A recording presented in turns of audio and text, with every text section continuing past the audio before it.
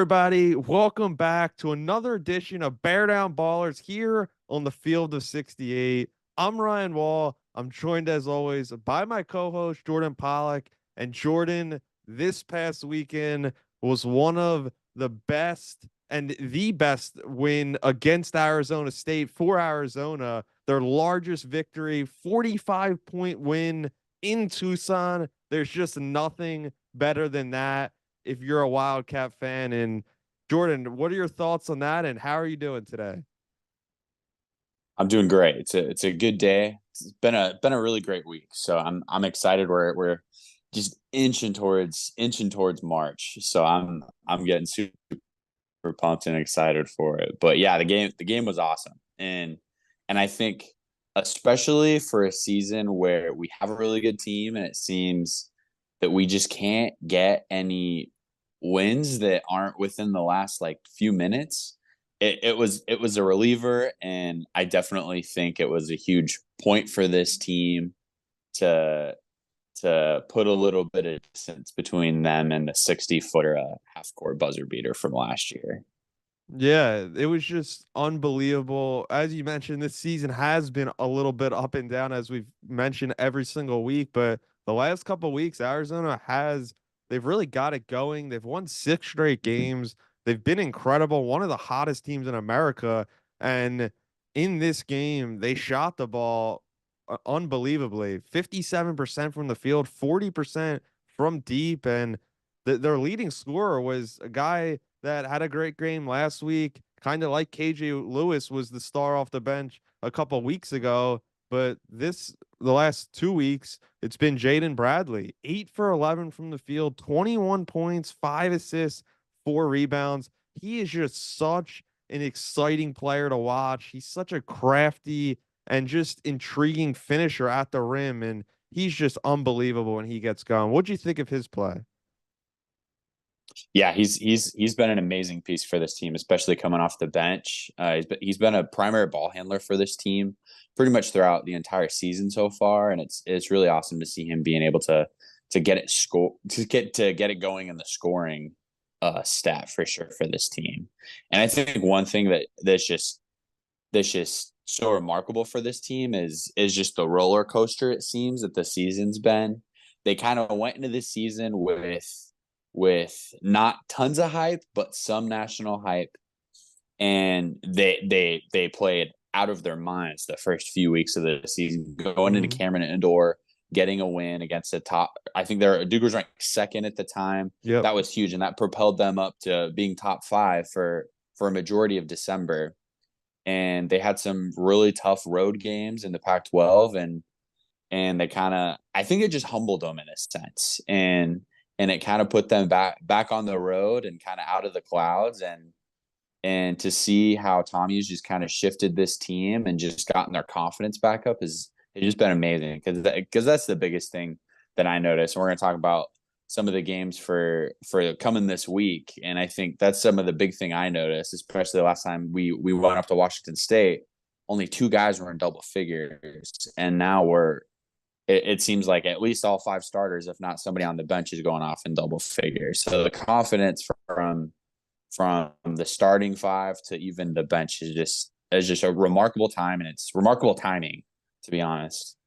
Yeah, and that's something that I never wavered on with this team is the Mm-hmm. leadership of Tommy Lloyd, because I just have so much confidence that he can lead this team. He can get this team back on track when they did have a really bad stretch there. I believe they lost 4 or 5 at one point earlier in the season, and things were kind of rocky, but he got them going, and these players are just playing for him every single night, and every night it's someone different. Like I mentioned, it's Bradley that night against ASU, and also Umar Ballo, a perfect 5 for 5 from the field, 15 points, 11 boards, another double double. He just feasts down there in the paint, and he just exposes defenses and players that are just inexperienced that are guarding him, and guys that are just smaller. Because Ballo is one of the bigger centers in college basketball, and he really has a nice frame to him,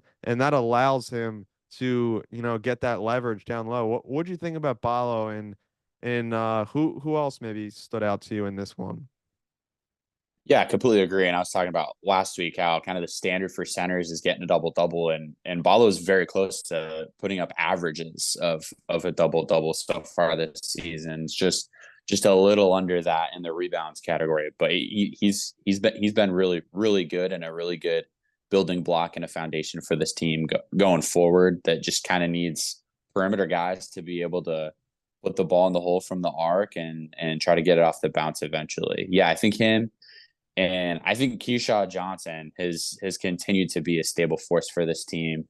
And it was really awesome to see him have a highlight, kind of reverse dunk in the ASU game. I think that was one of my favorite plays. But just like you said, the experience from Tommy Lloyd, but just the experience from the transfers with him and Caleb Love has just been awesome to see them kind of pick up the younger guys and bring them up to the top, specifically with Boswell and the two bench guys with KJ. And Yeah. yeah. Yeah, I totally agree. And that's something that also gives me a lot of confidence as the season goes on and as we get closer to March, just about 3 weeks away or less, and 6 games left in the regular season for Arizona. But having those older guys when other teams just don't have it. You see, there's a lot of top teams in the country that might have one, might have two guys, but Arizona at this point, 4 of their 5 starters all have solid experience.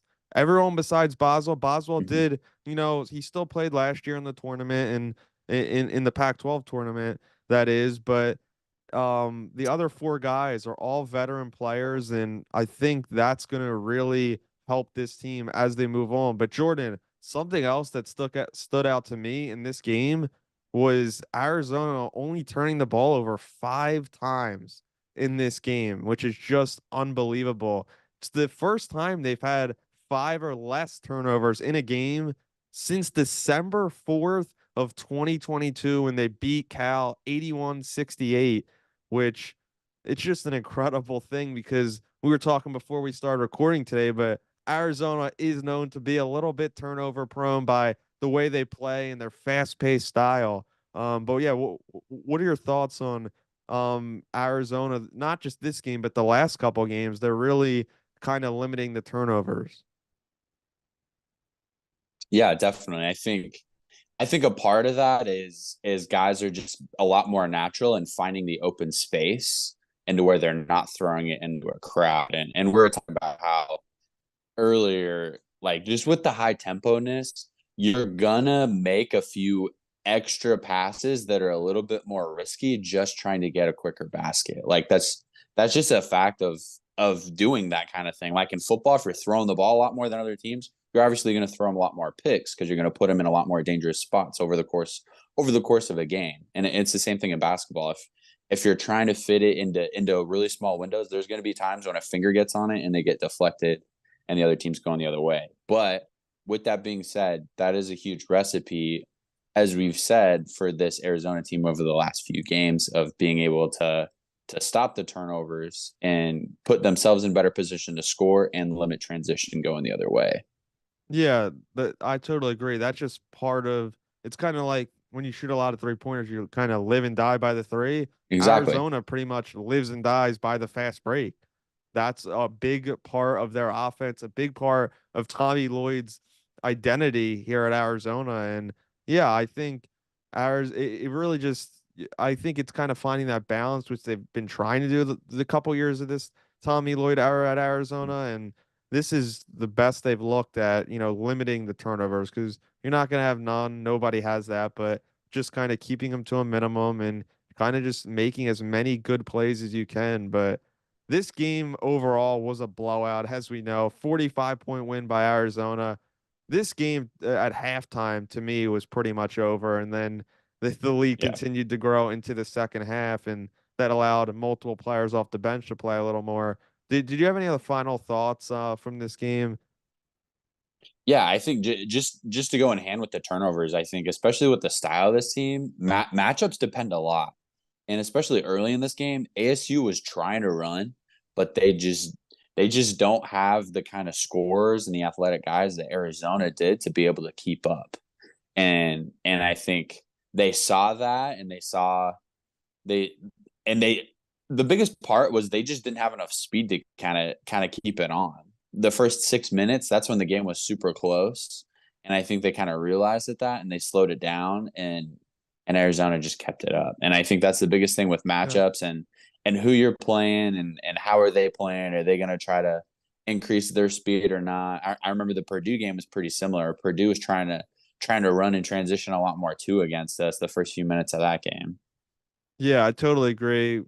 Going into that game against ASU, we both thought it would be a little bit closer than obviously 45 Yeah. points, but we did know Arizona is a very poorly shooting team, especially from deep, only 25% in this game. And Mm-hmm. yeah, this was just an unbelievable victory. There's nothing better in sports than not just beating your rival, but beating them bad and kind of blowing them out of the building. And Yeah, that for is sure. just Yeah, yeah.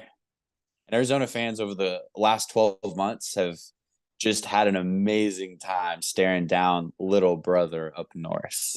Yeah, it's great to beat up on Arizona State, beat up the Sun Devils. Never gets old in football or Nope. basketball. But Jordan, let's move on and talk about something that's not related to games, but a couple signings that and kind Mm-hmm. of that Arizona's had inside their athletic department. And leading the way, they hired an official full-time and their first female full-time athletic director, Desiree Reed Francis, if I'm saying that correctly. She's an Arizona grad. She graduated from Arizona in, I believe, 97 with a degree in law. And she's been Mm-hmm. an associate AD at a bunch of different places. And she's had two stops being an athletic director, first at UNLV 2017 to 2021. And then lastly, Missouri 2021 to 2024. And now she returns to our alma mater. What are your thoughts on this hire for this athletic department, this sports program? I believe it's Reed Francois. I believe that's French, if I'm not mistaken. Yeah, you might be better. But Yeah, you're probably more yeah, right than me. I think it's huge, especially for where the state of the athletic program is, and it's awesome getting a Wildcat in the building. She's the first like full time paid female athletic director, which is awesome, especially with how well women's sports have been at the University of Arizona, and I think that's a really cool thing. I actually have a source that was recently in the athletic department in Missouri, and they Missouri was completely blown away by this move from her. She did take a pay cut to leave Missouri, and she even said in some of the presser from the other day that this really was the only job that she would have left SEC Missouri for. And she had just done remarkable things. They had quite a bit of deficit problems when she got there, and she implemented a lot of interesting ideas, and they flipped the script, and they're in a lot better place financially in the Missouri athletic department. And so I Mm. think that's one really big bright spot about this. And she said it was a heart move. And I think especially for Arizona fans over the last few weeks, I think the idea of people taking money over Arizona and people rather taking Arizona over money is just a heartwarming feeling, honestly, that I somebody's totally choosing agree. us I rather than totally just a agree. little bit of a dollar sign. And somebody wants Tucson to be in a better place, and their alma mater and their home to be in a better place. So it's really awesome. She has a son that's even at Missouri. He's a walk on the basketball team there. So I'm sure this was not fully all just all of my family's at Arizona, so I'm sure that was a little hard for her. But who knows? Maybe we can get him to transfer over into the Arizona men's basketball team and get a new walk on. That'd be really awesome. But I'm really excited for this new era of Arizona athletics and what she's gonna bring. Yeah, yeah, I think it's a good hire too.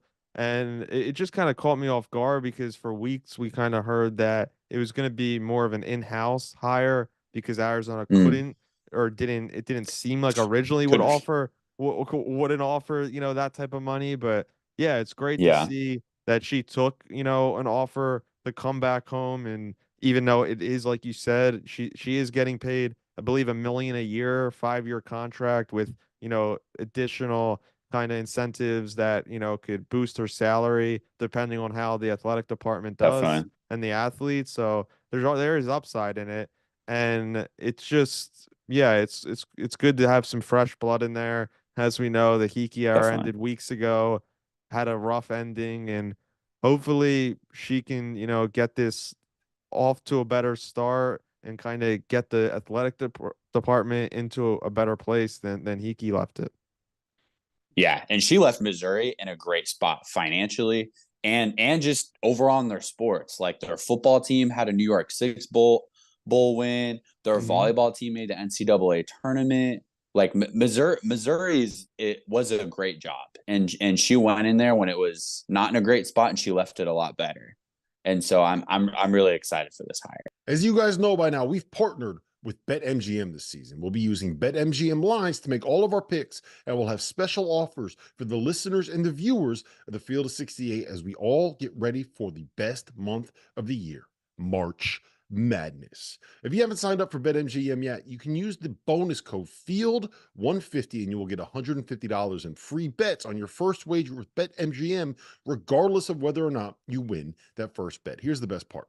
All you need to do is deposit and bet $5 of your hard earned money. This is how you make it work. Download the BetMGM app and sign up using the bonus code FIELD150. That's FIELD150. Deposit at least $5 and place your first wager on any game. You will receive up to $150 in bonus bets, regardless of the outcome of your bet. Just make sure you use that bonus code FIELD150 when you sign up. And remember, BetMGM is now available in one wallet in select states. As a New Jersey resident, this is super convenient when I have to go cover games in Philly or New York, which happens quite a bit. When you cross state borders, you just log into your existing account and fire away. You don't have to create a new account in each state. It's easy, it's simple, and it's clean. And most importantly, we have some fun stuff coming up for the conference tournaments and for the NCAA tournament.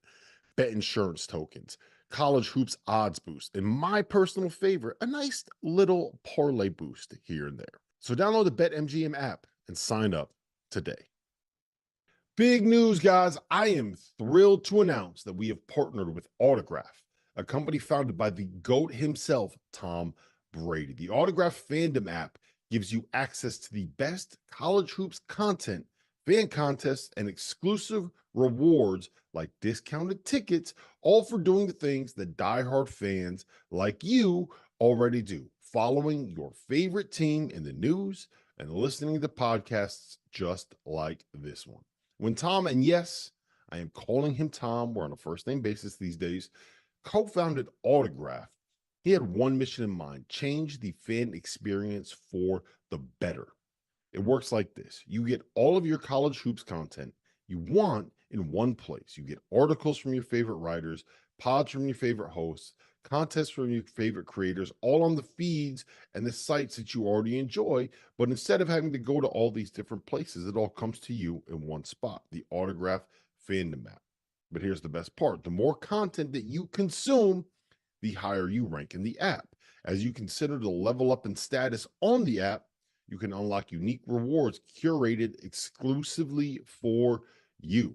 So download the free Autograph app in the App Store and use the referral code F68, that's F68, or tap in at the link in the description below or in the podcast app of your choosing to start earning points for doing something as normal as listening to this very podcast. Yeah, I think it's a really good hire. And kind of right when we found out this news, Jordan, we also found out another big part of the athletic department, and that's Tommy Lloyd. We've heard for kind of the past couple of months that he's going to get an extension. When's it going to come? Is it? Is it not?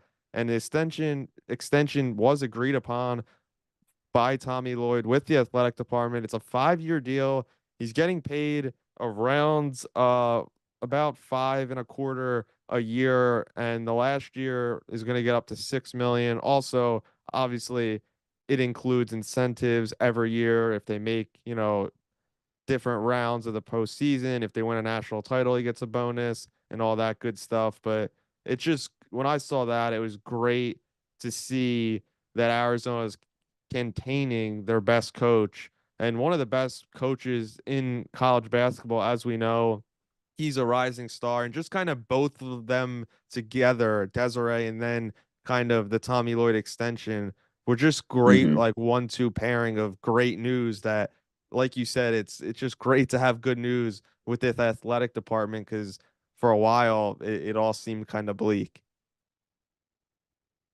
Yeah, yeah, completely true. And outside of Tommy Lloyd and Adia Barnes, like the athletic department is just kind of filled with like younger, either newer coaches or coaches that are just haven't been in the profession or in their specific job for very long. Like the baseball coach, I think it's his third year.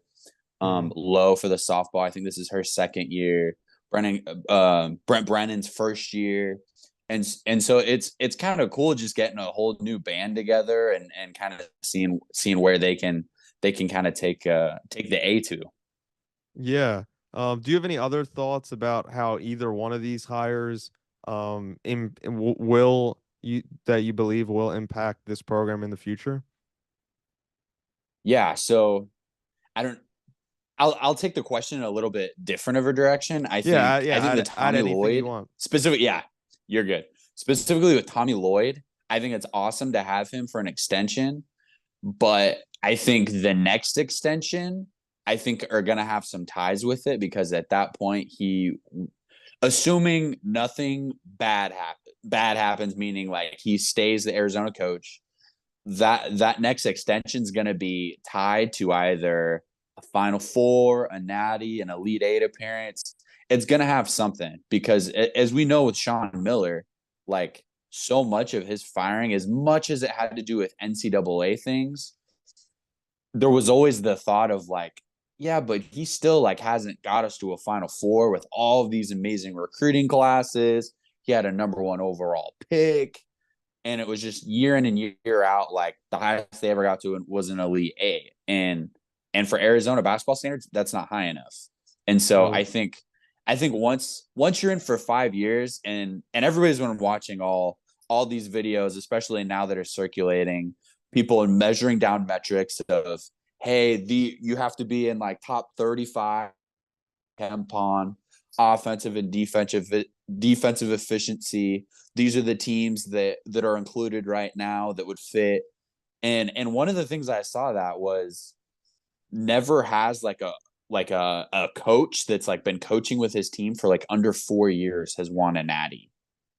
And Yeah, so yeah. and Because that and that most of was the what time it's the older veteran coaches. It's not yes. many that we've seen that have just came in and just immediately win.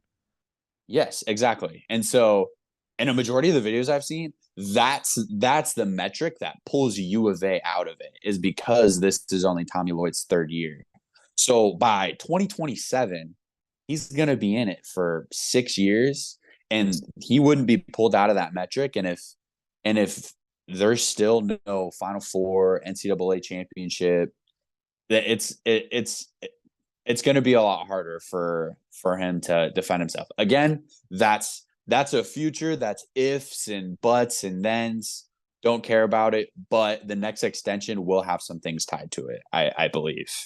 Yeah, I totally agree. And before you said that, I was thinking the same thing, kind of the 5 year Yeah. marker of being the standard of when you have to establish real success. He's had success here, obviously. He's won, I believe, over 25 games every year. He, won multiple Pac-12 tournament championships, regular season Pac-12 Yep. title. He's done a lot of good things here. Don't get me wrong, but I totally agree. At a certain point, you have to get to the next level. And that's been something that we all known has happened a lot from where he came from at Gonzaga. He had so many seasons there where they just couldn't get over the hump.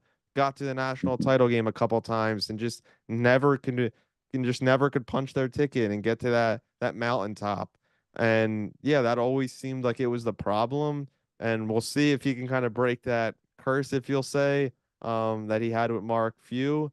But yeah, I think the future's bright. And until I agree. Arizona has multiple, because they made the Sweet 16 2 years ago. Last year they obviously lost in the first round. So if they lose in the first round again, God forbid this year, then you start to question and kind of think about that more. But even if they went to a Sweet 16 this year, an Elite Eight, that's really good in your third year. So yeah, Yeah, I'm not too worried about him right now. And yeah, I think agreed. he's going to continue to just grow this program and move it forward. But moving on, Jordan, I wanted to get into this weekend's games because like I said to you before we went on today, is that this is the first matchup between two ranked opponents for Arizona playing another ranked team of their Pac-12 season. Heading into the Pac-12 play this year, we didn't think we would see any at that point because no other Oh, team was ranked besides Arizona. And now Washington State is ranked 21 heading into this matchup Thursday night. And Jordan, it is on national TV. It's on FS1, so everyone can watch it. It's taking place in Arizona at McCall Center. It's a tip-off time a little bit later, 9 p.m. in Tucson, 11 p.m. on the East Coast. And this is just a great one because Arizona is looking for revenge. As we know, they lost by 3 points when the game was in Washington State a couple months back. And they're big time players. Isaac Jones, he went off for 24 and 13. He's a really good scorer. They got Miles Rice, who went off for 18 in that game. And Arizona just they shot the ball under 30% in that game. And besides Love, nobody else could get it going in that game. What do you think about this matchup, and how do you think this one will play out now that it's back in Tucson? yeah. Kyle Smith's got this Washington State team playing really well. I think they're the only team that has a better win streak right now than Arizona does. Arizona's at 6, I think, and Washington State's at 7. So one streak's going to go down this week, Yep. and Washington State's only a game back in the standings. So Yeah, this is pretty much winner, for the winner, regular season to me. winner take all right now. So it's a big game, especially going towards kind of the Pac-12 tournament and what that'll look like. I think it's the biggest thing of who shows up and scores. The last time these two teams played, Washington State, I believe, had 3 or 4 guys that were in double figures, and Arizona only had 2. I was talking about that earlier. Caleb Love and Umar Bala were the only guys that were going. Caleb Love was the guy that missed game tying 3. His seconds expired up there in Washington State. I expect the crowd to be in this game, though. I expect the offense to continue to play with the confidence they've been playing the last few weeks, especially in McHale. And we're saying I love the fact that probably likely the only, at least regular season Pac-12 game we will get this year that's ranked.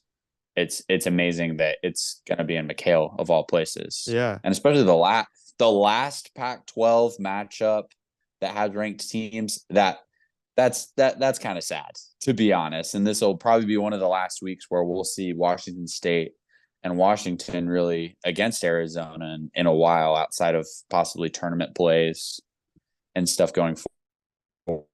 The offense to be up, McHale be rocking like they were on Saturday, and for Arizona, probably a little bit tougher game, especially with the way Washington State's been playing. I expect them to get a win though this week in a close one. By how many? I'd say probably around 4, probably 2 possessions, 4 or 5. Got yeah, gotcha. I think Arizona's gonna win this game. I think they're gonna win by 7 points, actually. I do think it will be closer game. I think Arizona will pull away in the end. Just think Arizona's a deeper team, and at home, I continue to say it. This Arizona Mm-hmm. team is, to But me, different. one a top. I mean, they're ranked 4 in the country, but when they're at home, I think they're pretty much unbeatable at this point against anyone in the country. Their home Knock on wood. their home court advantage is unbelievable. Their fans, as you mentioned, they always show out. So it seems like we're on the same page there. But their last game of the weekend's on Saturday. They're playing Washington for the first time this season, actually. It's taking place at home. Both Washington teams will be at home. This game's actually on CBS. It's taking place at noon on in Tucson at 2 p.m. on the East Coast. Washington has a couple of good scorers from Kentucky, transfers from there. Keon Brooks, Severe Wheeler, both averaging over 15 for Severe. Brooks 21 actually, really high level scorers, but they just don't have a lot much besides those two. They're 14 and 12, 10th in the Pac-12. What do you think happens here, Jordan? You think Arizona extends their winning streak to potentially 8 games at this point? I think they do, but I think one thing is just the style of Washington. They play a deep zone, and that's something that Arizona really hasn't seen a lot of. It's a pretty aggressive zone too at the top of it, especially with a lot of pressure and the passing lanes at the top of the key on the ball handlers. And so it's just something that they haven't seen for very long. I'm sure they've been repping it in practice this week. Just mix it in with the Washington State game plan because you don't want to step in within a day of the game and do live reps against a zone that you haven't seen all year. I know that's one reason why historically teams like Jim Boeheim's Syracuse teams, if they can get past that first game of the weekend, the second game they're really good because they'll play against a team that hasn't seen their zone for more than 24 hours in advance. Yeah. And so it's a thing that zone teams can really trip up teams, just because it's super rare, especially with teams that's their primary defense. Like you have team like Duke's always been known to mix and match different zone and man coverages throughout games based on makes and in game situations, but teams that just play primarily zone is pretty rare. And so that's going to be the biggest thing from this game is how they're going to react to that. If they're shooting well, there's not really a huge way that zones really can outlive a team that can just hit wide open threes. And so I expect this game to be a lot more manageable for Arizona. With that being said. I think that is in question when you look at an Arizona team. If they are given a little bit more space, they will shoot more. So, Mm-hmm. and Arizona is up and down shooting the ball. But yeah, I agree. I think Arizona wins this one by 10, actually. I think they're going to win this one a little easier. But the only question is that this is the first time both teams are seeing each other this year. And, late in the season, that's kind of rare at this point of how the schedule worked out. So I think they can give Arizona some trouble early on. They do have a couple veterans, as I mentioned, but I think Arizona will get the job done.